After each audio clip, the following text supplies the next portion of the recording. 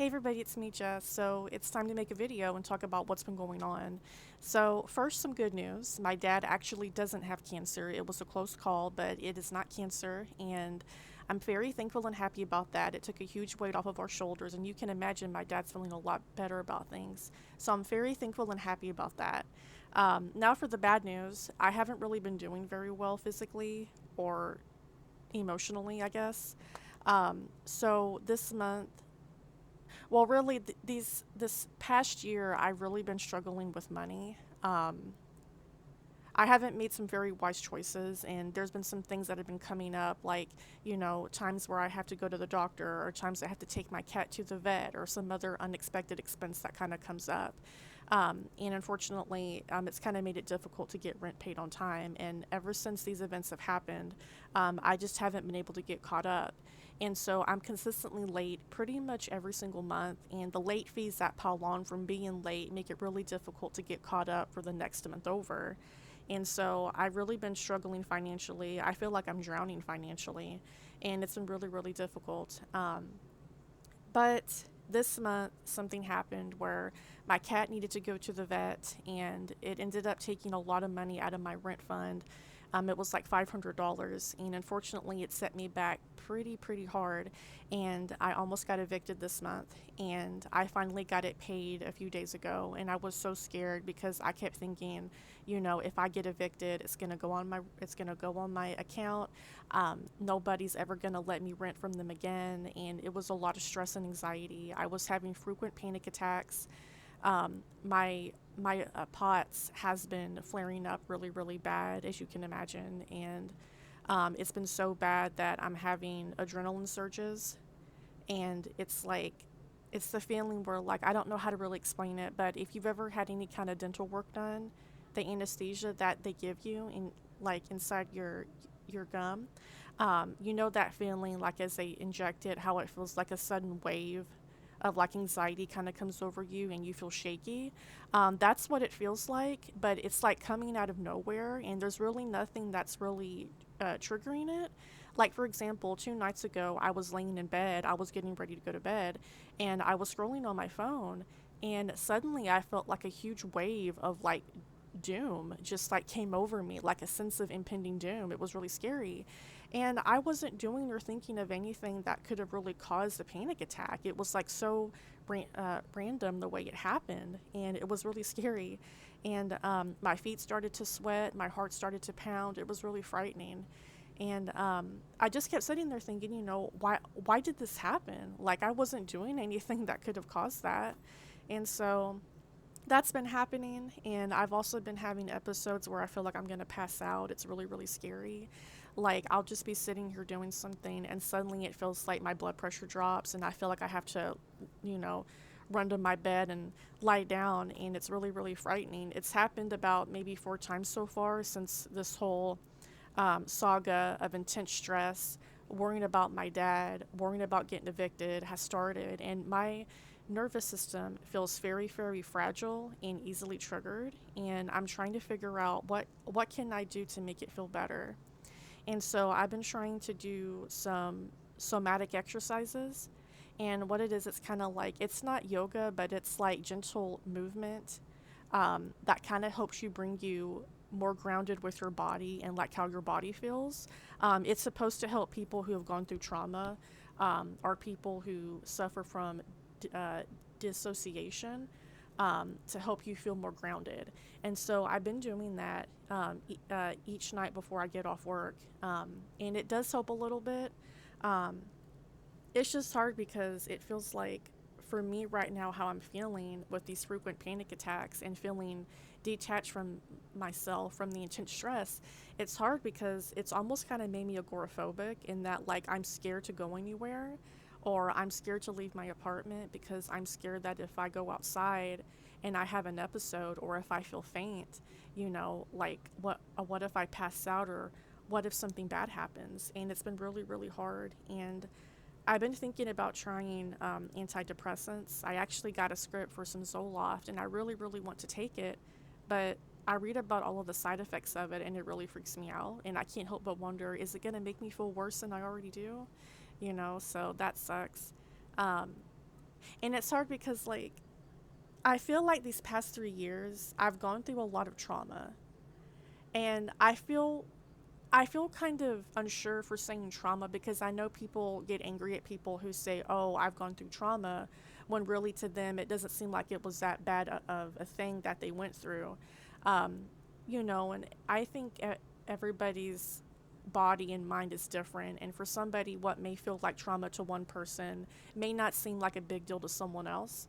But for me, at least, I'm trying to honor myself and validate myself because I've gone through a lot of times where my feelings weren't validated by other people, and I feel like now as an adult it's my job to help myself feel safe in my own body. Um, and I feel like these past 3 years I've gone through a lot of things that I've never really addressed or was able to address, either because I didn't have time or money to see a therapist, or I didn't have the resources I needed to get the help that I really wanted to get. um, I'm not going to go into detail about the stuff that I went through, but some of them was almost seeing a relative pass away, watching them struggle with addiction, and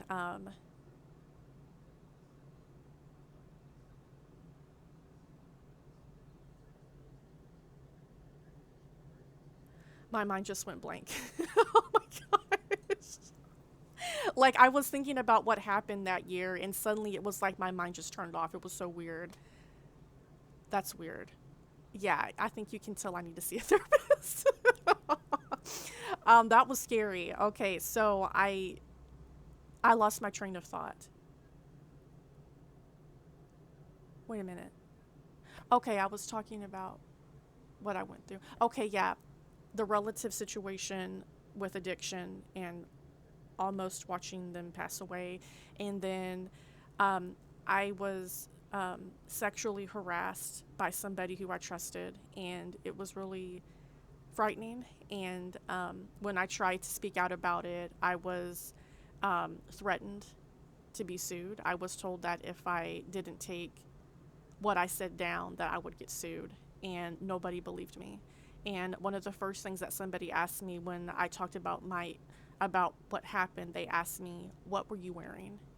And it just felt so invalidating, and I felt so absolutely disgusted and violated by what happened. And to answer the question, I was wearing pants, a long sleeve shirt, and a jacket. That's what I was wearing. And so it's just like I was never able to really talk about what happened because I was silenced. And I think all of these things in these past 3 years, because all of this started back in 2022, that was when it started. Because I remember after the event with my relative, when we went to the hospital together, that same weekend I was at Walmart and I was walking through the aisles, and suddenly I felt like my body detached from itself. I felt like I entered a dream world. Like everything around me no longer felt real. It felt like everything lost its color. And ever since that moment, I have not felt the same. I have not felt the same. And I want so badly to like get trauma therapy. I want to see a trauma informed therapist, but the problem is I can't afford it. And there's really no therapist in my area that does that kind of a thing. So it feels like I'm kind of left to struggle with it on my own. And it's hard because, working full time and dealing with trying not to get evicted, trying to pay bills and keep my head above water, it sucks because I feel like I don't have the time or energy to really focus on healing what I've gone through, because I'm so busy trying to keep everything else afloat. And it's such a horrible feeling. And I just want to be able to take care of myself and heal and get to a place where I feel alive again and I feel connected to everything and feel connected to people. And it just feels like I just can't do that because I just don't have time and I don't have money, and it's such a helpless feeling and it sucks. And yes, I have looked into low cost therapy. In fact, I was going to see somebody last year at a charity clinic, and she was all right, but she wasn't really a trauma informed therapist. She was kind of like a life counselor. So she wasn't like, a certified psychologist. She was just kind of like a talk therapist, which was fine. She really helped me learn about setting boundaries and standing up for myself. But for things like dissociation and, going through the stuff that I went through, I didn't really feel like she was really able to really help me with that. It was kind of above her pay grade. literally, because she was working for free, and it's like it just didn't really feel like it was a good match for me. I felt like I needed something more intensive than they were able to help me with, unfortunately. Um, but I have been thinking about going back to see her though, because I think maybe just having somebody to talk to, even if it's not, an actual psychologist, like she can still help me with stuff because she really was helpful in helping me learn how to deal with certain situations that I was dealing with some relatives, and boundary setting, listening to my own needs. And I think going back to see her would probably be very good for me. In other news, I am trying to get treatment for my pituitary tumor. I have a prolactinoma. I've had it for 10 years. Well, it was diagnosed 10 years ago. I probably had it for years before that. But I have a prolactinoma, and I haven't had a period in over a year. It's been a whole year since I've had an actual cycle. And sorry to be TMI, but as you can imagine, I feel like crap pretty much 24/7. Like, if you're a girl, imagine having PMS, but having no relief in sight. Like a perpetual cycle of constant PMS, but never having that feeling of it going away once you finally gotten your period. It just constantly lasts because there's no period. So I feel like garbage all the time. I'm constantly fatigued. I have horrible brain fog. My memory is absolute crap. Um, I feel so disconnected from everything, and like it's just like I just feel I feel like I'm in a constant fog. That's exactly what I feel like. I feel like I'm living in a constant fog, and I feel like disconnected from everything around me. I feel disconnected from people, and I feel disconnected from myself. And it's been a rough couple of past 2 years. It's been really, really rough. But I'm trying to get help now. I'm trying to learn that it's okay to ask for help. It's okay to need help. And so I'm trying to figure out ways to get the help that I need. And I got a long journey ahead of me. And it's hard because to get back on my pituitary pill, the medication I was on to help shrink the tumor, my new endocrinologist that I saw, who, by the way, it didn't really feel like a really good visit because when I went to see him, he literally stayed in the room for like 2 minutes. He asked me a few questions on his laptop and then he just left. Like, it felt like he didn't really care about how I was feeling. It didn't feel like he was really invested in helping me feel better. It was kind of like, it was so transactional and it was kind of uncomfortable for me. But, you know, it is what it is. But they want me to get a new MRI scan, which is $2,000 with my insurance, and they want me to get some more blood testing done, which is $70. I don't have $2,070 right now, unfortunately. And so it sucks because like I need to get back on the medication, but they're making me jump through all of these hoops and red tape. And I don't know what to do. It sucks. I'm just tired of living this way. It's like, and it's not for lack of trying. Like, I really want to better my situation. Like, I want to get better. I want to better my own life. I was doing college online for a computer programming certificate. And I ended up having to drop out because I had a hard time juggling working full time and studying on top of the fatigue and the other symptoms that I've been having. It's making it hard to, juggle school and work at the same time. So I dropped out, and now I owe the student loan a lot of money because I dropped out, and I can't re-enroll until I pay it off. And I owe the school about $900, and obviously I don't have $900. And so I just feel so sad about it because I really enjoyed school. I really, really liked it.